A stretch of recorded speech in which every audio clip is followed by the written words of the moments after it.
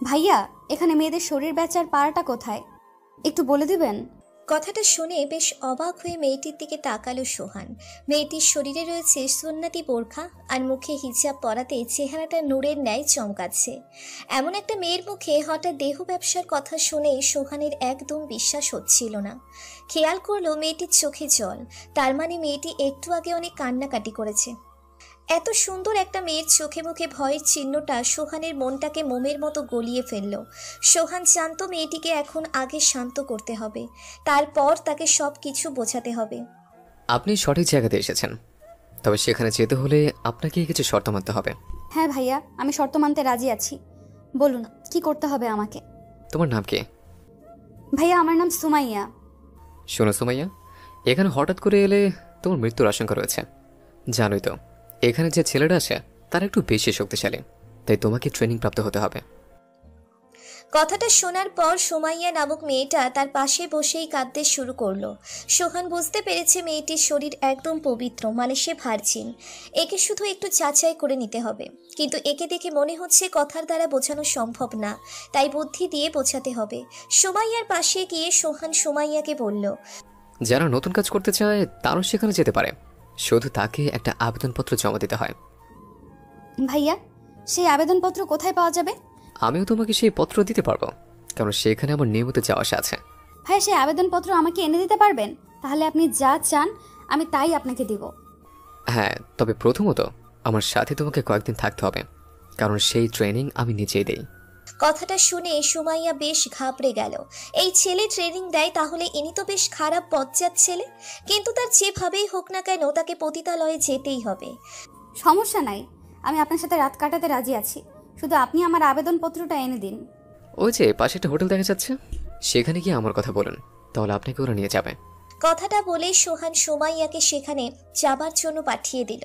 যাবার সময় সুমাইয়া বলল, ভাইয়া, আপনাকে অনেক ধন্যবাদ, তবে আপনার নামটা বলেননি এখনো। আমার নাম সোহান, আর আমি আপনার ওখানে পাঠানোর দায়িত্বে আছে। কথাটা শেষ করে সুমাইয়াকে হোটেলে পাঠিয়ে দিল সোহান। পাশের দোকান থেকে একটা বিয়ার নিয়ে বসে হাসতে লাগলো সে। তার জীবনে সেই প্রথম কোনো মেয়েকে দেহ বিক্রির জন্য এত উত্তেজিত দেখছে। সুমাইয়াকে দেখে সে বুঝতে পেরেছে সুমাইয়া এসব নিচু থেকে করছে না। নিশ্চয়ই এর পিছনে কোনো কারণ রয়েছে। এত সুন্দর একটা মেয়ে স্ব ইচ্ছায় তার দেহ বিক্রি করছে, অথচ সে নিজেই জানে না যে পতিতালয় থেকে মেয়েরা সবসময় পালানোর চেষ্টা করে। সুমাইয়াকে প্রথম দেখাতেই তার ভালো লেগেছে। এখন তার একটাই উদ্দেশ্য, সেটি হলো সুমাইয়ার মুখ থেকে পুরো ঘটনাটা শোনা। এদিকে সুমাইয়া হোটেলে ঢুকছে আর ভাবছে পরপুরুষের সাথে এটাই তার প্রথম মিলন শুরু। পরক্ষণেই ভাবলো, না না, সে তো আগেই একজনের সাথে রাত কাটিয়েছে। হোটেলের লোকজন দেখে সে ভয় পেতে থাকলো। সোহান নামের ছেলেটি তার সাথে কিভাবে কি করবে এটা ভাবতেই সুমাইয়ার বুক ধড়পড় করে কাঁপছে। সে শুনেছে তাদের শরীরের বিনিময়ে টাকা দেওয়া হয়, তাহলে সোহান কি তাকে টাকা দিয়ে কিনে নিবে? ম্যানেজার এসে তাকে এক কোণায় বসতে বলল। সুমাইয়া ভাবলো হয়তো এই হোটেলের ছেলেদের দিয়ে তার ট্রেনিং দেওয়া হবে। চলুন এদের বিষয়ে কিছু জেনে নেওয়া যাক। সোহান হলো এই শহরের সবচেয়ে ধনবান আর ক্ষমতাশালী পরিবারের ছেলে। দেখতে যেমন সুন্দর, ঠিক হাতের কাজগুলোও তেমনি। শহর থেকে কিভাবে অন্যায় কাজ বন্ধ করা যায় এটাই তার সব সময়ের ভাবনা। তবে সে বাজে ছেলেপেলের কাছে মাস্তান, আর ভালোদের কাছে তার মতো ভালো পোলা একটাও খুঁজে পাওয়া যাবে না। দোকান থেকে সোহান কয়েকটা কলা আর বিস্কুট কিনে পাশের ফুটপাতে গিয়ে একটা অসহায়ের পাশে খাবারগুলো রেখে হোটেলের দিকে রওনা দিল। তার চোখে কারো কষ্ট একদম সহ্য হয় না। ওদিকে হোটেলের এক কোণে সুমাইয়া চুপচাপ বসে রয়েছে। তার চারপাশে কয়েকটা বাজে ছেলেরা উকি দিচ্ছে তার দিকে, যার কারণে ভয়ে সে শেষ প্রান্তে বসে রয়েছে। তার একটাই চিন্তা, তার সাথে খারাপ আচরণ করে আবার যেন সেটা ভিডিও না করা হয়। সোহানকে তো দেখতে বেশ ভদ্র ছেলের মতোই দেখাচ্ছিল, কিন্তু সে যে মেয়েদের পতিতালয়ে পাঠানো ট্রেনিং দেয় এটা সুমাইয়ার জানা ছিল না। সোহান হোটেলে ঢুকতেই হোটেল থেকে সব ছেলেরা ভয় পেয়ে বের হয়ে আসলো। সোহান সুমাইয়ার সামনে 2 কাপ কফি রেখে পাশের চেয়ারে বসতেই সুমাইয়া কিছুটা ভয়ে আটকে উঠল। সোহান ভাইয়া, তাহলে এখন আমাকে কি করতে হবে? সুমাইয়া, আমি একটু আগে বসের সাথে কথা বলেছি।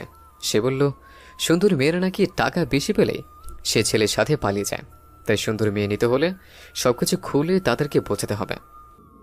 কিন্তু ভাইয়া, এত মানুষের সামনে কিভাবে জামা কাপড় খুলবো? কি? জামা কাপড় খুলতে যাবেন কেন?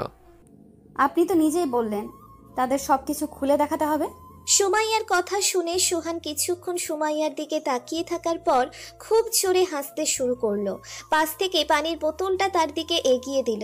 সুমাইয়া পানিটুকু মুখে দিতেই সুমাইয়া, তোমাকে আমি ওইরকম খারাপ কিছু বলিনি। আমি জানতে চেয়েছি তোমার সাথে এমন কি ঘটেছে যেটার জন্য তুমি দেহ বিক্রি করবে। সুমাইয়া সোহানের কথায় থমকে দাঁড়ালো। হঠাৎ এমন একটা প্রশ্ন শুনে তার ভিতরটায় কেমন যেন একটা অস্থিরতার কাজ করছিল। তেমন কিছু না, আমার এটি পছন্দ হয় তাই। তোমার পছন্দ হলে তো হবে না। আচ্ছা এটা বলো, তুমি কজনের সাথে রাত কাটিয়েছ? অনেকের সাথে। কতজন তোমাকে টাকার বিনিময়ে এসব করেছে? শত শত লোক। তোমার সাথে কি কখনো একসাথে একাধিক কেউ মিলন করেছে? এবারের কথাটা শুনে সুমাইয়া আর কান্নাটা চেপে রাখতে পারল না। চুপি চুপি তার কান্নাটা বেড়ে গেল। ভাবতেও পারেনি তাকে এভাবে এতটা নিচু হতে হবে। নিজের চোখ দুটো মুছে নিজেকে ঠিক করে নিল সুমাইয়া। দেখুন, আপনি আমাকে এভাবে অপমান করতে পারেন না। আমি যার সাথেই থাকি না কেন তাতে আপনার কি? আপনার কাজ আমাকে ট্রেনিং দেওয়া, এর বেশি কিছু কেন জানতে চাইবেন? এটা আমাকে জানতে হবে। আমি কখনো কাউকে বিনা কারণে তার পবিত্রতা নষ্ট করাতে পারি না। আমি ট্রেনিং নিতে রাজি, তবে কিছু বলতে পারবো না। সোহান হতাশ হয়ে অন্যদিকে মুখ ফিরিয়ে নিল। এত কিছু বলার পরেও কেন মেয়েটি তার মিথ্যে কথাগুলো স্বীকার করছিল না? এবার তাকে একটু বেশি খারাপ হতে হবে। সুমাইয়া, ধরো তোমাকে আমি কারোর সাথে পাঠালাম, তখন হঠাৎ তার সাথে যাবার পর তোমার কিছু হয়ে গেল, তখন আমার কি হবে? কথাটি শুনে সুমাইয়া কিছু বলছে না। তাকে আর কত অপমান সহ্য করতে হবে? এই ছেলেটা তাকে কেন এত প্রশ্ন করছে? চেয়ার থেকে উঠে গিয়ে একটা নীরব গাছের নিচে চলে গেল। চোখটা বন্ধ করে গাছের সাথে হেলান দিয়ে বসে রইল। সোহান সুমাইয়ার পাশে গিয়ে তার মায়াবী মুখটা দেখতে লাগলো। মেয়েটা কেন এত মায়াবী? চুপ করে সে ওর পাশে বসে পড়ল। আপনি জানতে চান না আমি কেন এমন? তাহলে শুনুন ঘটনাটা। আমি সুমাইয়া, এবার অনার্সে পড়াশোনা করছি। পিতাবিহীন একটা ছোট্ট পরিবারে আমার জন্ম। মাই হলো আমার সব। টিউশনের টাকা দিয়ে আমাদের কষ্টের সংসারটা খুব সুন্দরভাবেই কেটে যেত। কিন্তু কথায় আছে না, গরিবের ঘরে নুন আনতে পান্তা ফুরায়, ঠিক তেমনি একটা অসহ্য রোগ আমাকে বাঁচিয়ে রাখতে চায় না। আমার মাথায় প্রচণ্ড ব্যথা করে, সেটা কখনো সারাতে পারিনি। টাকা পয়সা নেই বলে কোনোদিন হসপিটালে যেতে পারিনি। কোনো রকম বাঁচার জন্য বাড়ির পাশের একটা দোকান থেকে 2 টাকার ব্যথার বড়ি কিনে খেতাম, কিন্তু সেই দোকানদার খুব খারাপ ছিল। সব সময় আমাকে খারাপ নজরে দেখত। হঠাৎ কথাগুলো বলতেই থেমে গেল সে।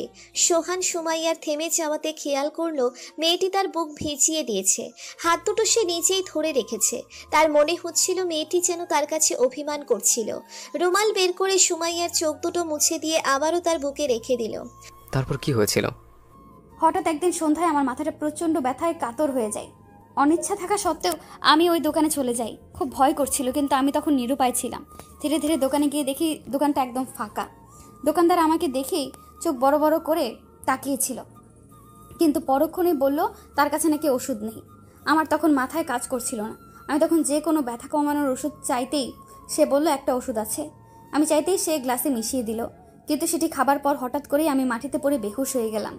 সোহান সুমাইয়ার কথাগুলো শোনার পাশাপাশি তার চুলগুলো ঠিক করে রাখছিল। সে সুমাইয়ার শরীরের কাঁপুনিটা টের পাচ্ছিল। এই শীতেও সুমাইয়ার শরীরে প্রচণ্ড জ্বরের আভাস পাচ্ছিল। ফোলা ফোলা লাল চোখ দুটোর দিকে তাকিয়ে আবারও সে সুমাইয়ার কথাই মনোযোগ দিল। বেহুশ হবার পরে আমি বুঝতে পারিনি কি হয়েছিল আমার সাথে। আমি যখন ঘুম থেকে উঠলাম তখন নিজেকে আবিষ্কার করলাম একটা ঘরে, কিন্তু পরক্ষণেই নিজের দিকে তাকিয়ে নিজেকে বিশ্বাস করতে পারছিলাম না। নিজের শরীরে শুধু একটা চাদর দিয়ে ঢাকা ছিল। তখন নিজেকে শেষ করার অনেক চেষ্টা করেছি, কিন্তু পারিনি। যখন নিজের ইজ্জতটুকু রাখতে পারলাম না, তখন ভালো সেজে লাভ কি? সুমাইয়ার মুখ দিয়ে আর কিছু বেরোলো না। এদিকে শেষ কথাগুলো শুনে সোহান নিজের চোখের কোণার পানিটুকু মুছে নিল।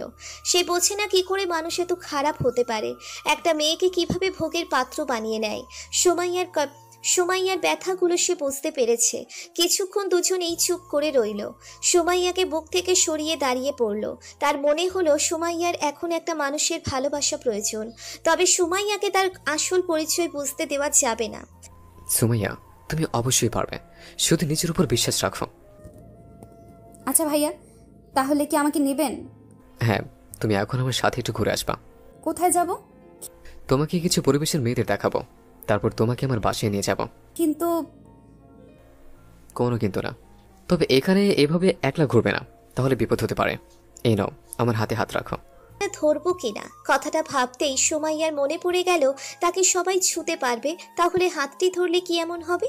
কাঁপা কাঁপা হাত দুটো অনিচ্ছা সত্ত্বেও সোহানের হাতে রেখে সামনে এগোতে শুরু করলো। হাত দুটো সোহান চেপে ধরতেই সুমাইয়া কেমন যেন একটা শিহরণ অনুভব করলো। সোহানের চোখ দুটো তার মনে একটা আশার আলো খুঁজে দিয়েছে। পথে হাঁটছে অথচ তাদের দুজনেরই মনে হচ্ছে না তারা এভাবে একসাথে অপরিচিত হয়েও চলছে। সুমাইয়ার হাতের আঙ্গুলগুলো সোহান ইচ্ছে করেই তার আঙ্গুলের মাঝে ঢুকিয়ে নিল।